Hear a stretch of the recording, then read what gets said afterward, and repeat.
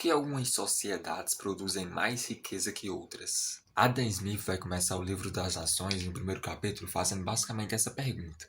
E ainda nesse capítulo, ele vai tentar responder a essa questão do porquê uns países serem ricos e outros serem pobres. A questão da riqueza para ele não se dá apenas, como ele vai desenvolver nos demais livros, em ter ouro e prata, ou seja, materiais preciosos, que era o que se media a riqueza de uma nação na época em que ele vivia. Mas a questão da produção de riqueza, da produção de bens, conta mais do que se ter esses materiais. Então isso quer dizer que uma sociedade rica não é aquela que possui muito ouro e não é aquela que possui muita prata, mas é uma sociedade com capacidade de alta produção, com um mercado ativo, com capacidade de produzir bens. A sociedade mais rica é aquela que produz mais e não aquela que possui mais bens preciosos. O que é que faz com que umas sociedades sejam mais ricas do que outras? Ou seja, o que é que faz com que uma sociedade produza mais que outras? Isso tudo se dá com a divisão do trabalho. E aí ele faz uma recapitulação desde o início da história humana, em que se teve ali a divisão de quem ia caçar e quem ia cuidar da agricultura, os homens iam para a caça e tudo mais. Mas ele traz para a modernidade dele essa divisão do trabalho. Por que isso? Porque isso aumenta a produtividade. A gente também vai ter o exemplo do toyotismo, do fordismo, taylorismo, no passar das décadas, que vai se aproveitar esses L. Smith e começar a produzir uma divisão de trabalho cada vez maior nas suas empresas para que a produtividade aumente. E por que isso é vantajoso? Porque o trabalhador, quando se especializa num trabalho, ele fica mais hábil naquilo. Se ele faz só uma parte do mecanismo, ele está ajudando na produção como um todo a ser mais rápida, mas ele também está melhorando seu desempenho naquela função específica. Ou seja, evita perca de tempo em estar fazendo outras coisas, e também o Smith vai dizer que faz com que se tenha um desenvolvimento tecnológico quando se tem essa estrutura. Por quê? Porque ao se ter essa estrutura, vão se desenvolver máquinas especializadas para cada área do setor produtivo, aumentando ainda mais a produtividade, e com a produção sendo alta, o país se tornando rico. Então, o trabalho especializado de cada trabalhador traz mais eficiência na produção. E isso faz com que a empresa se desenvolva ainda mais. E os produtos, os bens, cresçam e a nação se torne rica, dado o nome do título, A Riqueza das Nações. Mas aqui a gente ainda está só na primeira parte. Depois ele vai se aprofundar ainda mais.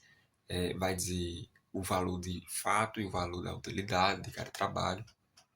Adam Smith fala também a de que o quão é prejudicado o comércio dos países quando se tem essas barreiras comerciais que os reis colocavam. Os reis colocavam barreiras comerciais para impedir o livre comércio entre países, e o quão isso era prejudicial. Por quê? Porque um país pode ser bom em produzir uma coisa e outro país pode ser bom em produzir outra coisa. Agora, se você tem barreiras comerciais que impedem a transição entre esses dois países, ambos ficam carentes de um determinado produto. Por exemplo, o Brasil, a potência econômica do Brasil é a agricultura. O mundo é alimentado pelo Brasil.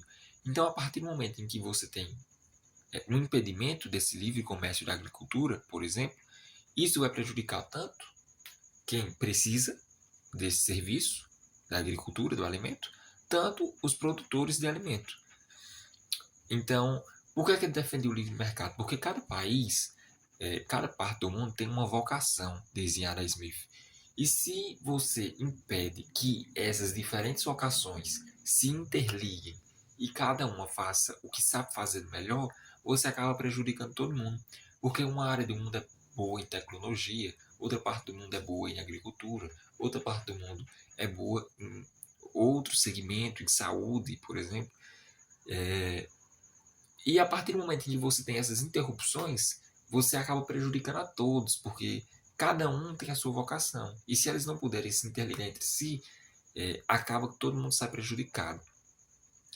Isso foi cada vez mais expandido com o processo de globalização, né? Lembrando que hoje a globalização está muito mais intensa do que quando Adam Smith vivia.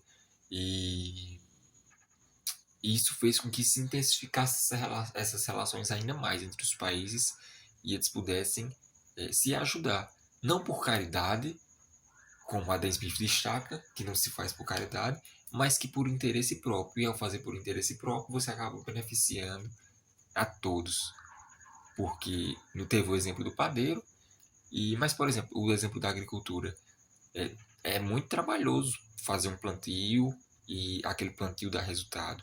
Mas não se faz por caridade aos outros países ou para quem você está plantando. Você faz pensando em si mesmo. Mas ao fazer pensando em si mesmo, que você vai vender e vai obter um lucro daquilo, todos saem ganhando. Porque quem compra vai estar satisfeito com o alimento, você vai estar satisfeito porque vai estar lucrando. E enfim, toda a sociedade, no caso, ganharia. O mercantilismo que o Adam Smith vai criticar é a questão de privilegiar empresas em detrimento de outras. O Adam Smith vai dizer que as empresas têm que partir do mesmo princípio de igualdade. Então você não pode conceder privilégios, por exemplo, tributário ou algo nesse sentido, para uma empresa e para outra não. Por quê? Porque isso vai gerar uma disputa desleal entre as empresas, vai privilegiar umas, provavelmente essa que está sendo privilegiada vai ganhar disputa no mercado e vai fazer um monopólio. O monopólio é horrível porque você impele a concorrência entre as empresas. E a concorrência entre as empresas é o que faz com que se desenvolva cada vez mais produção, se tenha cada vez mais riqueza, se melhore cada vez mais o serviço, se melhore cada vez mais a tecnologia para aumentar a produção, se melhore cada vez mais a tecnologia para atender aos serviços, se melhore cada vez mais a tecnologia e as empresas em si, porque elas estão sempre em concorrência e sempre buscando captar mais clientes. Se você tem um monopólio, se o poder do rei sempre privilegiar uma e essa concorrência acabar, bom, então qual a motivação que essa empresa vai ter para melhorar? Nenhuma, porque só tem ela, todo mundo vai acabar recorrendo a ela de todo jeito e de toda maneira.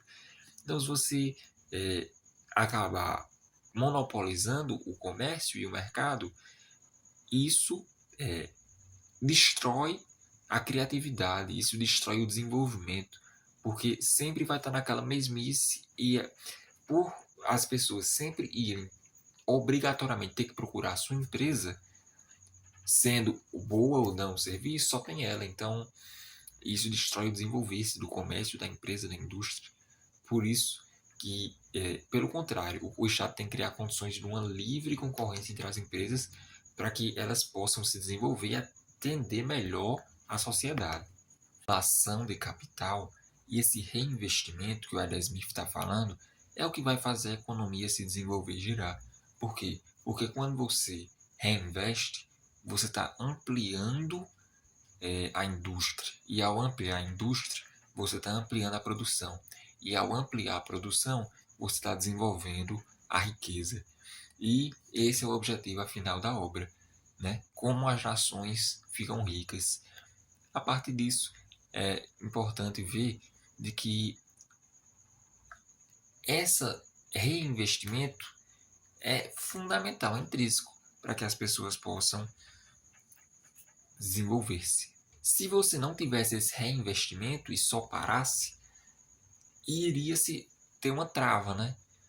Iria-se ter uma trava, porque a partir do momento que você ganha dinheiro e não reinveste, não reinveste, a empresa, ou o país, nesse caso, ficaria travado e não se desenvolveria, nem geraria emprego e nem renda para as pessoas, porque também é o povo empresa, além de aumentar a produção, você tem um capital variável, né, que ali os gastos diários, como já foi colocado. E ao não reinvestir, você está travando. Você está ficando com dinheiro para si ou gastando com bobagens. E a ética protestante, espírito do capitalismo, Max Weber, vai explicar de como isso é fundamental. Essa mentalidade de que você tem que pegar e reinvestir e ampliar o seu lucro. E isso adotou-se como uma forma de vida nessa época. Porque se você gasta apenas com luxos muito supérfluos ou exagerados, beleza que você vai estar comprando, então você vai estar de alguma maneira fazendo a economia girar também, mas você não vai estar fazendo o que é primordial, que é aumentando a produção na sua própria indústria, ou fazendo novas indústrias, entendeu? Beleza, você vai estar comprando, você vai estar aumentando a produção de alguma maneira, que você vai estar consumindo matéria, mas o eixo principal é você estar sempre reinvestindo em novas indústrias, porque assim vai estar se expandindo o comércio. Adam Smith, que ele destaca no livro A Riqueza das Nações, é que o ser humano, por si só, sempre busca seus próprios interesses. Então, o ser humano não é um animal caridoso, por natureza. Ele tende a buscar mais a forma egoísta, tende a pensar apenas em si mesmo. Mas qual é o ponto? Ao pensar em si mesmo, na sociedade, ao buscar seu próprio benefício, ele acaba contribuindo para a sociedade como um todo, economicamente falando. Por exemplo, ele dá o exemplo do padeiro.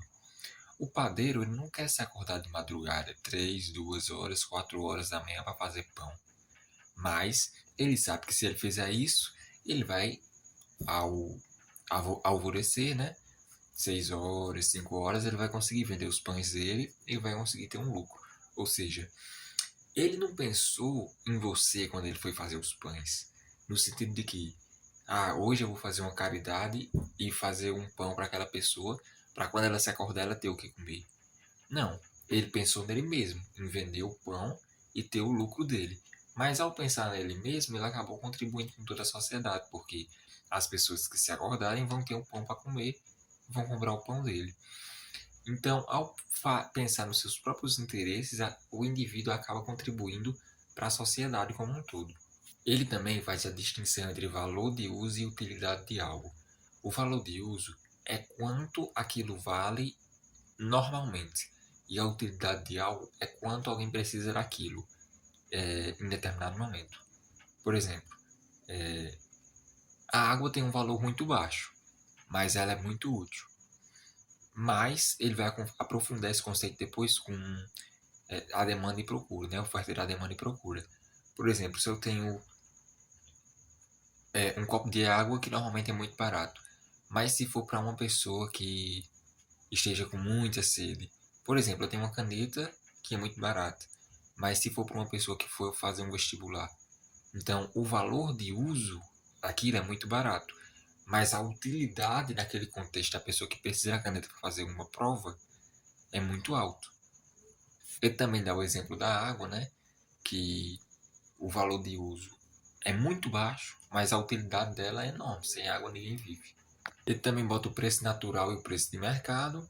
O preço natural é quanto aquilo vale normalmente e o preço de mercado é quanto aquilo vale com as variações de mercado. Por exemplo, álcool em gel.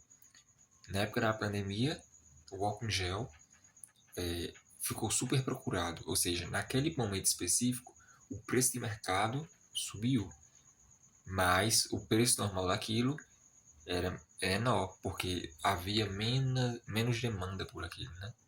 A sociedade mais rica é aquela que produz mais e não aquela que possui mais bens preciosos. O que é que faz com que umas sociedades sejam mais ricas do que outras? Ou seja, o que é que faz com que uma sociedade produza mais que outras? Isso tudo se dá com a divisão do trabalho. E aí ele faz uma recapitulação desde o início da história humana, em que se teve ali a divisão de quem ia caçar e quem ia cuidar da agricultura, os homens iam para a caça e tudo mais. Mas ele traz para a modernidade dele essa divisão do trabalho. Por que isso? Porque isso aumenta a produtividade. A gente também vai ter o exemplo do toyotismo, do fordismo, taylorismo, no passar das décadas, que vai se aproveitar essa ideia de Smith e começar a produzir uma divisão de trabalho cada vez maior nas suas empresas para que a produtividade aumente. E por que isso é vantajoso? Porque o trabalhador, quando se especializa num trabalho, ele fica mais hábil naquilo. Se ele faz só uma parte do mecanismo, ele está ajudando na produção como um todo a ser mais rápida, mas ele também está melhorando seu desempenho naquela função específica.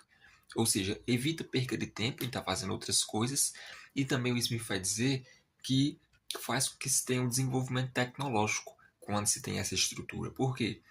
Porque ao se ter essa estrutura, vão se desenvolver máquinas especializadas para cada área do setor produtivo. aumentando ainda mais a produtividade e, com a produção sendo alta, o país se tornando rico. Então, o trabalho especializado de cada trabalhador traz mais eficiência na produção. Isso faz com que a empresa se desenvolva ainda mais. E os produtos, os bens, cresçam e a nação se torne rica, dado o nome do título